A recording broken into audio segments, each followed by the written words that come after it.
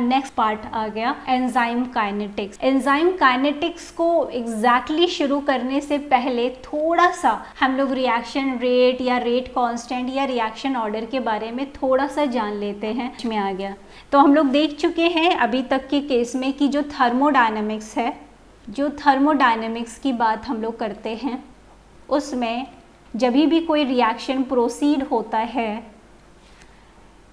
Spontaneously proceed हो रहा है या नॉन स्पॉन्टेनियसली, ये बात हम लोग किस पर डिपेंड करते हैं, डेल्टा जी पे। एंड द प्रॉब्लम इज कि delta G never informed us about whether the reaction will go fast और स्लो। सो जो बेसिकली एक टर्म लिया जाता है रेट या कह सकते हैं वेलोसिटी या लिख सकते हैं आप v से इसको सिंबलाइज कर सकते हैं। ठीक, ये आपको भले ही डिस्क्राइब करता है कि जो रिएक्शन है वो कितना फास्ट होने वाला है या कितना स्लो होगा। फॉर एग्जाम्पल अगर हम लोग एक रिएक्शन यहाँ पे ले लें कि a प्लस बी से बन रहा है c प्लस डी, तो जो रेट ऑफ केमिकल रिएक्शन इसका होगा वो किस पर डिपेंड कर रहा है, बहुत अगर इजी उसमें देखें तो वो कितना रिएक्टेंट कम हो रहा है in a particular period of time या कितना ये B कम हो रहा है। माइनस क्या हो रहा है कि भाई अगर A प्लस बी से C प्लस डी बन रहा है, इसका मतलब है कि जैसे जैसे A कम होगा वो C ज़्यादा बनेगा, B जैसे जैसे कम होगा ये प्रोडक्ट ज़्यादा बनेगा। तो माइनस साइन क्या इंडिकेट हो रहा है, इनके कंसंट्रेशन का डिप्लीशन या इनका डिप्लीशन।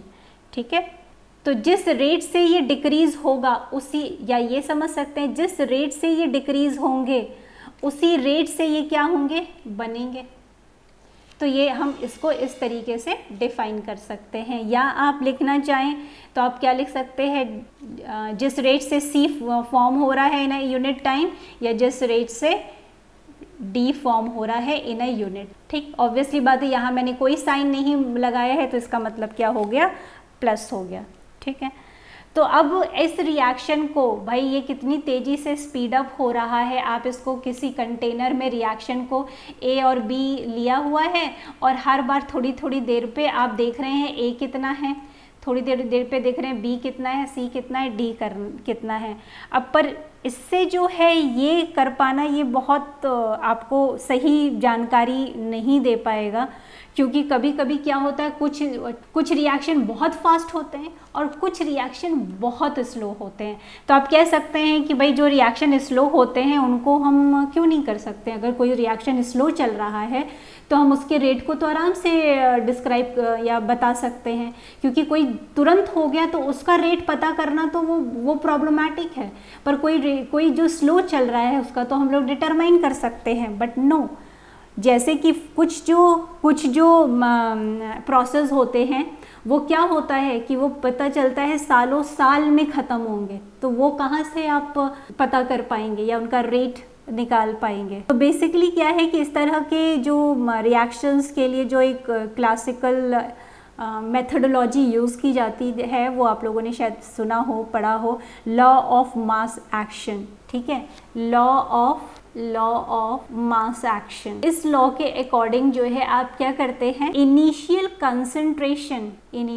कंसंट्रेशन के आधार पे बता सकते हैं रेट ऑफ रिएक्शन। अब ये बहुत सिंप्लीफाई वे में हम लोग चीज़ों को समझ रहे हैं, सिर्फ इतना ही आपको ध्यान में रखना है।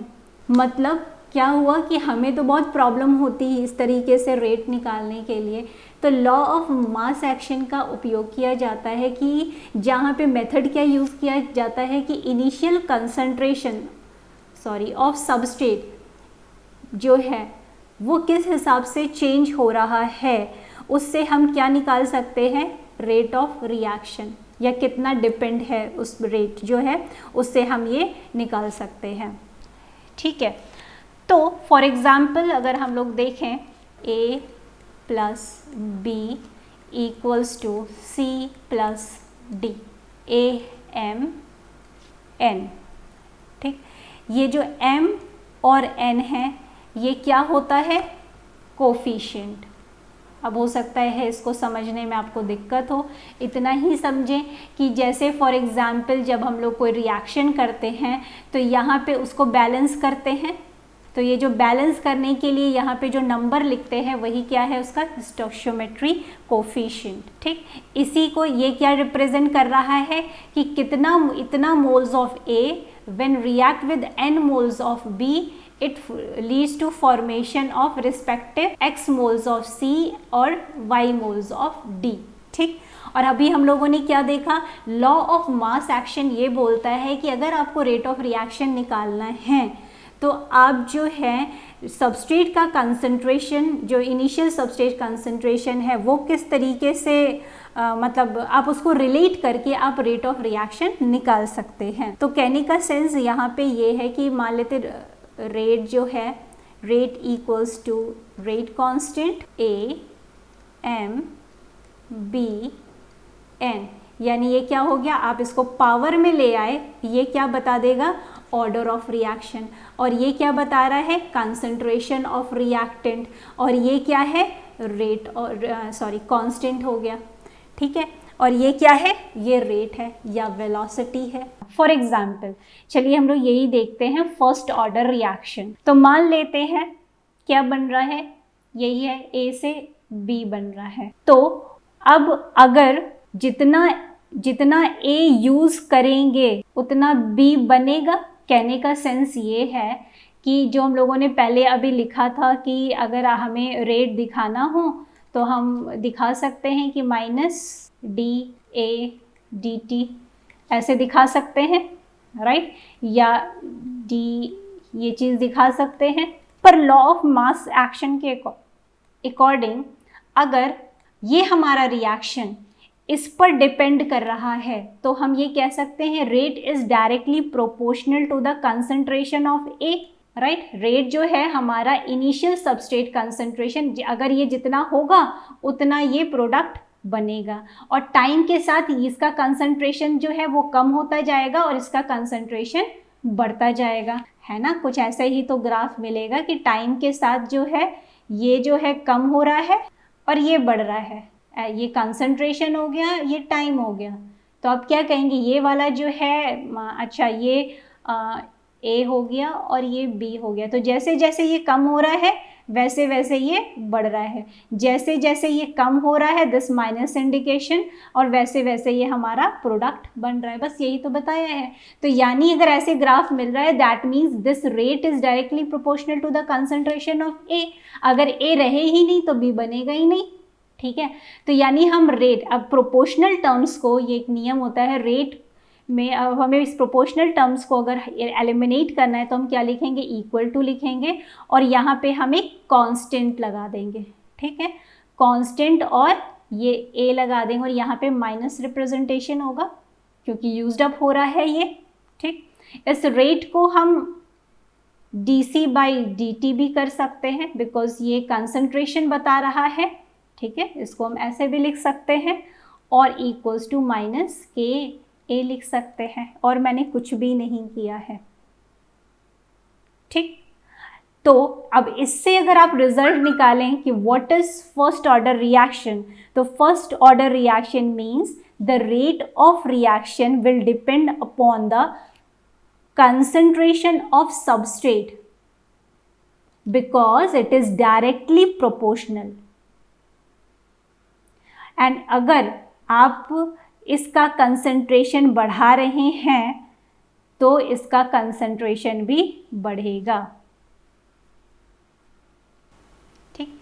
अब अगर आप बोलें कि अच्छा अगर हमने ऐसे लिया हो A + B, M लिख दें, यहाँ N लिख दें, और यहाँ C और D, क्योंकि यहाँ पे इन्हीं की बात होनी है, तो हम टोटलिटी में अगर हम कहें कि this is first order reaction, तो आप क्या कहेंगे कि यानी कि यहाँ पे जो फर्स्ट ऑर्डर रिएक्शन है वो कंसंट्रेशन ऑफ सबस्ट्रेट पर डिपेंड कर रहा है।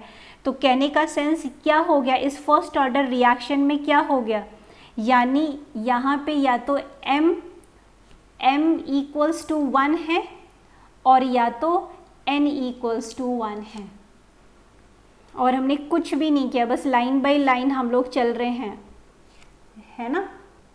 तो हम किसी भी कंसंट्रेशन का अगर कंसंट्रेशन बढ़ाते हैं, अगर हम इसको ट्वाइस कर दें तो फिर रेट क्या हो जाएगा, ट्वाइस से बढ़ेगा।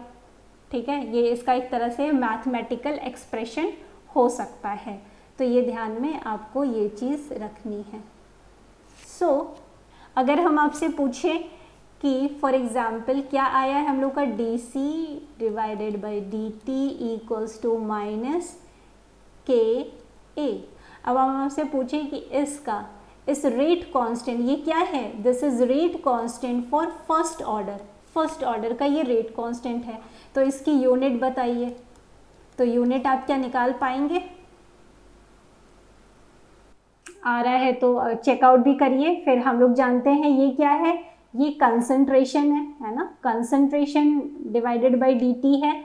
तो कंसंट्रेशन आप ले लेंगे, हम लोग किस में लेते हैं, मोलार में, है ना। मोलर हम लोग देखा है ना, मोलर, और dt क्या होगा, ये सेकंड हो जाएगा। फिर इक्वल्स टू क्या है, माइनस के a क्या है, वो भी मोलर में लेते हैं, तो मोलर मोलर क्या हो जाएगा, कैंसिल हो जाएगा। ठीक, तो रेट कांस्टेंट क्या आएगा, रेट कांस्टेंट क्या आएगा, पर सेकंड, यानी सेकंड इनवर्स 1, या और क्या बोल सकते हैं, पर सेकंड। ये वाले क्वेश्चंस आते हैं। ठीक है, नहीं मोलर पर सेकंड नहीं होगा, पर सेकंड होगा। ठीक है, ओके। एक तो ये वाली चीज़, एक तो हो गया आपका ये, आपको थोड़ा ये चीज़ याद रखनी है, फर्स्ट ऑर्डर रिएक्शन जो है किस रेट से बढ़ रहा है, ट्वाइस करेंगे तो ट्वाइस हो जाएगा, थ्राइस करेंगे तो थ्राइस हो जाएगा। ठीक, यूनिट क्या होती है, दूसरी चीज़ हो गई। तीसरा आता है ग्राफ। तो अगर हम लोग ग्राफ इसका समझें तो क्या होगा, ये तो आप लोगों को पता ही है कि इसमें हमें क्या दिख रहा था, कंसंट्रेशन वर्सेस टाइम में, सॉरी, कंसंट्रेशन वर्सेस टाइम क्या होगा, बढ़ेगा, क्योंकि क्या हो रहा है, ट्वाइस करने पे ट्वाइस हो जाएगा, थ्राइस करने पे थ्राइस हो जाएगा, यानी रेट क्या है, टाइम के हिसाब से वो बढ़ेगा। रेट जो है टाइम के हिसाब से बढ़ रहा है। ठीक है, कंसंट्रेशन घट रहा है और ये बढ़ रहा है। बस छोटी छोटी इन्फॉर्मेशन यही हम लोग को कलेक्ट करनी है, फिर एंजाइम काइनेटिक्स में इसी का इस्तेमाल कर लेना है और कुछ नहीं। मेन हम लोगों को वही पहुंचना है, पर क्योंकि वहाँ पे भी आप अगर आप लोगों ने पहले कभी एंजाइम पढ़ा हो तो वहाँ पे भी फर्स्ट ऑर्डर और ज़ीरो ऑर्डर काइनेटिक्स का बहुत जिक्र होता है। तो हमें पता होना चाहिए एक्चुअली में इन अ वेरी स्मॉल कॉन्सेप्ट कि हाँ ये फर्स्ट ऑर्डर रिएक्शन या ज़ीरो ऑर्डर रिएक्शन होता क्या है। तो बस सिंपल सी यही चीज़। ठीक है, अब हम लोग आगे बढ़ते हैं। एक और चीज़ ध्यान में रखिएगा, इससे हम क्वेश्चन बाद में कराएंगे। हाफ लाइफ इतना नोट करके रखना है, कभी भी हम पूछेंगे। Half life of first order reaction is equal to T half. मतलब उस टाइम में जिस टाइम में जो सबस्ट्रेट का कंसंट्रेशन या अमाउंट जो है वो क्या हो जाए, हाफ हो जाए, तो टी हाफ। तो ये ln2 rate constant first order का, कहीं कहीं पे आपको ऐसे दिया हो सकता है विच इंडिकेट फर्स्ट ऑर्डर, या इसकी वैल्यू क्या होती है 0.693 की। तो आपको अगर ये दिया है रेट कांस्टेंट, आप टी हाफ निकाल सकते हैं, या टी हाफ दिया है ये निकाल सकते हैं, या कुछ डेटा दिए हुए हैं, डेटा के बाद आप उसका आधा टी हाफ देखिए और फिर रेट कांस्टेंट निकाल सकते हैं। तो इस प्रकार से क्वेश्चंस हो सकते हैं जो हम लोग बाद में देखेंगे। ठीक, नेक्स्ट आ जाते हैं हम लोग किस पे, second order. Second order reaction में क्या होगा, जो हम लोगों ने देखा था, A plus B C plus D. वहाँ पे क्या था, किसी भी एक का अगर कंसंट्रेशन पर डिपेंड हो रहा है या बढ़ाने घटाने पे क्या हो रहा था, उससे रेट पर प्रभाव पड़ रहा था। इसमें क्या होता है, सेकेंड ऑर्डर रिएक्शन में क्या होता है, ये बेसिकली ये रिएक्शन है ये डिपेंडेंट होता है, ये और ज़्यादा कह सकते हैं सबस्ट्रेट कंसंट्रेशन पे डिपेंडेंट होता है। तो अगर हम लोग यहाँ पे ये है m moles of A n moles of B, तो इसका अगर हमें रेट डिफाइन करना हो तो बस वैसे ही करते चलिए और ख़ुद भी ट्राई करिए या सोचिए कि हाँ हम अब इसको लिख पा रहे हैं कि नहीं। तो rate is directly proportional to this, ठीक है, this reactance equals to, proportional हटाएंगे तो क्या हो जाएगा, इक्वल्स टू आएगा और यहाँ इसका रेट कांस्टेंट आएगा। आप K2 भी लिख सकते हैं सुपर स्क्रिप्ट में, फिर K और A एंड B, ठीक है। अब यहाँ पे अगर हम एज्यूम करें, यहाँ मैंने 1 1 कर दिया तो यहाँ पे क्या होगा, 1 1 कर दिया और यहाँ पे एज्यूम करिए कि जो B है, B भी क्या है, सेम ही है, सेम A ही है, ठीक है। और दोनों पे ये डिपेंडेंसी दिखा रहा है कि मतलब ज़्यादा कंसर्न, कहने का सेंस ये है यहाँ पे, इसीलिए हम ये जो much, it is much more dependent on substrate concentration. अब इस लाइन को आप यहाँ पे बच्चों बेहतर तरीके से बहुत अच्छे से समझ पाएंगे कि अगर यहाँ पे मैंने B की जगह A लिख दिया तो अगर फर्स्ट ऑर्डर रिएक्शन में क्या हो रहा था कि आप ट्वाइस कर रहे थे तो रेट ट्वाइस हो रहा था, थ्राइस कर रहे थे तो थ्राइस हो रहा था। यहाँ पे क्या होंगे, अगर आप इसको डबल करेंगे तो क्या होगा, डबल करने पे क्या होगा, 4 टाइम्स इंक्रीमेंट होगा। वहाँ पे क्या था, डबल करने पे ट्वाइस इंक्रीमेंट था फर्स्ट ऑर्डर में, ठीक है। 3 टाइम्स कर रहे थे तो वो थ्राइस इंक्रीमेंट हो रहा था। यहाँ पे क्या हो रहा है, आप डबल कर रहे हैं कंसंट्रेशन तो 4 टाइम्स इंक्रीज हो रहा है, 4 टाइम्स इंक्रीज हो रहा है। देखिए बस छोटी छोटी बस बातें ध्यान में रखनी है आपको, कोई केमिस्ट्री या केमिकल काइनेटिक्स डिटेल में नहीं पढ़ रहे हैं, बस थोड़ा सा, ठीक है। 3 टाइम्स अगर बढ़ा रहे हैं तो थ्राइस कर रहे हैं सबस्ट्रेट कंसंट्रेशन तो कितना बढ़ रहा है रेट, 9 टाइम्स, ठीक। तो यहाँ पे इसी चीज़ को, रेट को प्रॉपरली निकालने के लिए आपने B को क्या मान लिया, A मान लिया। तो जब आप A मान लेंगे तो यहाँ पे 1 हो गया, यहाँ पे 1 हो गया, तो ये क्या हो गया, K। भाई इसका कंसंट्रेशन आप ऐसे भी लिख सकते हैं कि अगर C लिखना है तो C स्क्वायर से रिप्रेजेंट कर सकते हैं, या कि A लिख दीजिए, ठीक है, कि A ऐसे लिख दीजिए, ठीक, और नहीं तो KC स्क्वायर, ठीक। ये कंसंट्रेशन ही है, इसको A ना लिख के यहाँ पे कंसंट्रेशन की कोई भी, चाहे वो B हो या A B हो या B हो, कुछ भी है, तो वहाँ पे जो भी कंसंट्रेशन है रिएक्टेंट का, उसके डबल टाइम्स जो है वो इंक्रीमेंट होता जाएगा। आप यहाँ 3 कर देंगे तो 9 हो जाएगा, 2, ठीक है। तो यहाँ पे क्या हो गया, दिस रेट, ठीक, माइनस ज़रूर लगा दीजिएगा क्योंकि यहाँ पे ये क्या होगा, माइनस से, क्योंकि ये कंज्यूम होने का निशान सिंबलाइजेशन है, ठीक है। और रेट को हम लोग कैसे लिखते हैं, dC/dt equals to -KC square, ठीक। अब आपको ये सेकेंड ऑर्डर रेट का रेट कांस्टेंट एक्सप्रेशन मिल गया, रेट और रेट कांस्टेंट। तो ये आपको ऑर्डर के बारे में जानकारी दे रहा है, यहाँ पे ये क्या है, ऑर्डर के बारे में जानकारी दे रहा है। कैसा ऑर्डर के बारे में, कि आप किस रेट से इंक्रीमेंट कर रहे हैं, उसके डबल टाइम्स जो है इंक्रीमेंट आपको दिखेगा, ठीक। तो ये आपको ऑर्डर की जानकारी, तो दिस इज सेकेंड ऑर्डर। ये क्या है, रेट कांस्टेंट है सेकेंड ऑर्डर का। ये क्या है, रेट है सेकेंड ऑर्डर का, रेट ऑफ रिएक्शन। समझ में आ गया, समझ में आ गया। अब देखिए आप लोगों को कितनी छोटी छोटी ही चीज़ें ध्यान में रखनी है, क्लियर। तो ये सब आपको इन्फॉर्मेशन मिल गई। अभी नेक्स्ट क्या करना है हम लोगों को, थोड़ा सा और चीज़ को देख लेते हैं। तो एक ये ध्यान में प्लीज़ रखिएगा, ठीक। इतनी इन्फॉर्मेशन, ये सभी इन्फॉर्मेशन किसको लेके हैं, सेकेंड ऑर्डर को, क्लियर।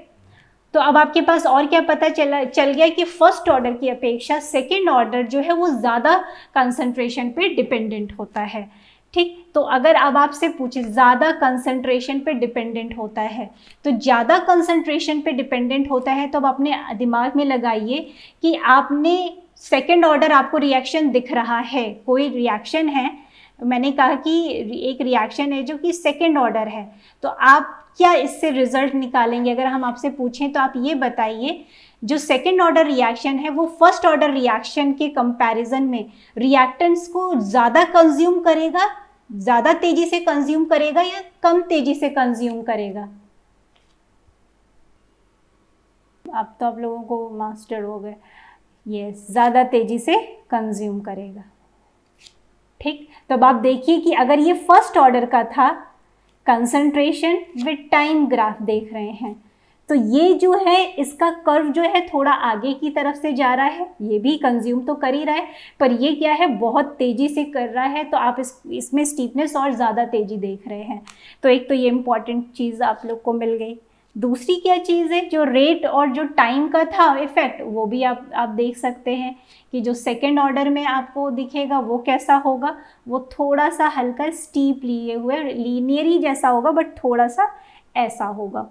ठीक है, तो ये हो गया रेट और टाइम सेकेंड ऑर्डर के लिए। ठीक, नेक्स्ट हम लोग क्या देखते हैं और क्या चीज़ें हमें ध्यान में रखनी है, यूनिट की। तो यूनिट की अगर हम लोग बात करें तो जल्दी से बताइए, यूनिट इसका क्या होगा?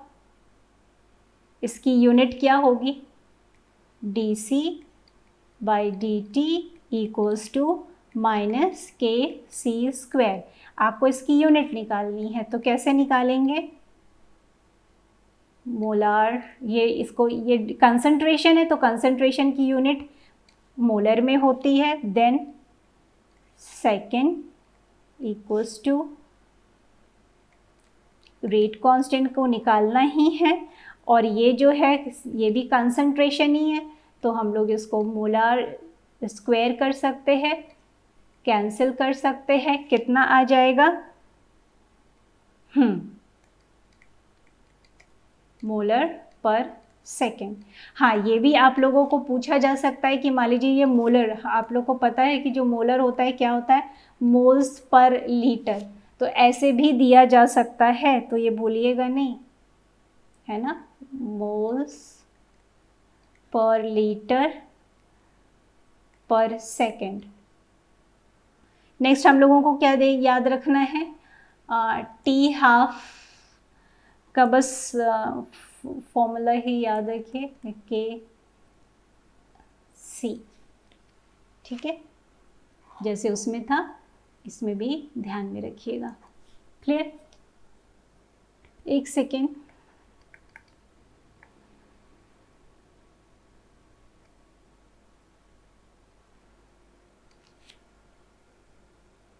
आई think there is a fault, कुछ गड़बड़ी हुई। देखिए यहाँ पे के है और यहाँ m है ना।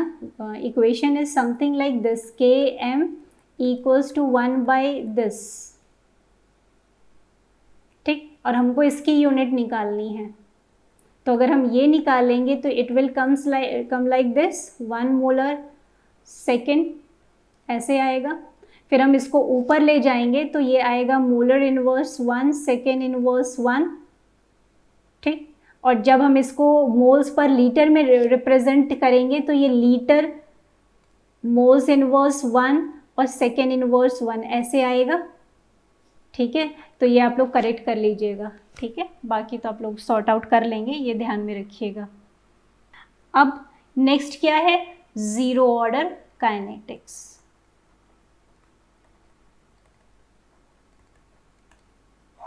अगर आपसे पूछे जीरो ऑर्डर काइनेटिक्स क्या होगी? Simple, this is independent, very easy, independent of substrate concentration. ये जो रिएक्शन है सबस्ट्रेट पे डिपेंड ही नहीं करता। तो आप कहेंगे इसका क्या मतलब है कि डिपेंड नहीं करता? मान लीजिए कि आपके पास एक कंटेनर है, ठीक है, आपने इसमें 2 एंजाइम लिए हैं, ठीक है, और इसमें आपने लगभग 2 मिलियन सबस्ट्रेट डाल दिए। ठीक, अब क्या आप कितना भी सबस्ट्रेट डालेंगे तो कोई फर्क पड़ेगा रिएक्शन पे?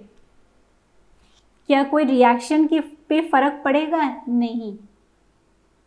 क्यों नहीं पड़ेगा? क्योंकि ऑलरेडी सबस्ट्रेट का कंसंट्रेशन वो बहुत ज़्यादा है, तो रेट ऑफ रिएक्शन पे कोई भी प्रभाव नहीं पड़ेगा। बस ऐसे ही ध्यान में रखना है। या कोई भी चीज़ आप रिएक्शन देख सकते हैं कि मतलब कोई भी चीज़ आप कि जहाँ पे बहुत ज़्यादा अमाउंट है, अब वहाँ से आप थोड़ा सा अमाउंट निकाल रहे हैं तो वहाँ पे क्या फ़र्क पड़ेगा? कुछ नहीं फ़र्क पड़ेगा। ठीक, तो यहाँ पे आपको बस ऐसे ही सोचना है, and it will work a lot in enzyme kinetics. ठीक, तो ऐसे रिएक्शन को आप फिर क्या करेंगे भाई? अभी तक तो आप बता रहे थे कि फर्स्ट ऑर्डर में हम ऐसे दिखाएंगे, फिर आपने बोला सेकंड ऑर्डर में हम ऐसे दिखा देंगे। ठीक है, तो यहाँ पे तो इसका मतलब हो गया इस तरीके से हम इसको रिप्रेजेंट कर रहे थे। क्लियर? यहाँ पे क्या, ये सब याद रखना है, मैं बार बार इसलिए बोल रही हूँ क्योंकि फिर भी मिस होता है। यहाँ पे क्या होगा, डबल करेंगे कंसंट्रेशन, रेट क्या होगा, डबल टाइम्स होगा, ऐसे ऐसे बढ़ेगा। यहाँ डबल करने पे 4 टाइम्स बढ़ेगा। ठीक, अब यहाँ पर क्या है, यहाँ पे तो आप डायरेक्टली प्रोपोर्शनल कुछ लिखेंगे ही नहीं, यानी कि क्या हुआ, इट इज़ कोई भी चीज़ यहाँ पे प्रेजेंट ही नहीं है, पर आपको प्रोपोर्शनल हटाना है तो यहाँ पे क्या लिख सकते हैं, सिर्फ रेट कांस्टेंट, या इसको आप इरेडिकेट कर सकते हैं, सिर्फ रेट जो है वो बराबर किसके है, रेट कांस्टेंट के। इसको आप dc/dt इक्वल्स टू k भी लिख सकते हैं। ठीक, अगर आप ये लिख सकते हैं तो जल्दी से बता दीजिए इसकी यूनिट को आप कैसे रिप्रेजेंट करेंगे। यहाँ पे आप निकाल सकते हैं कि मोलर पर सेकेंड लिखेंगे इसको, या आप क्या लिख सकते हैं, मोल्स पर लीटर पर सेकेंड, ऐसे लिख सकते हैं। सेकेंड ऑर्डर से मैच कर लीजिएगा, है ना? तो इस तरीके से हम लोग लिख सकते हैं, या मोल्स पर लीटर सेकेंड, इसको ऊपर ले जाने पे ऐसे लिख सकते हैं।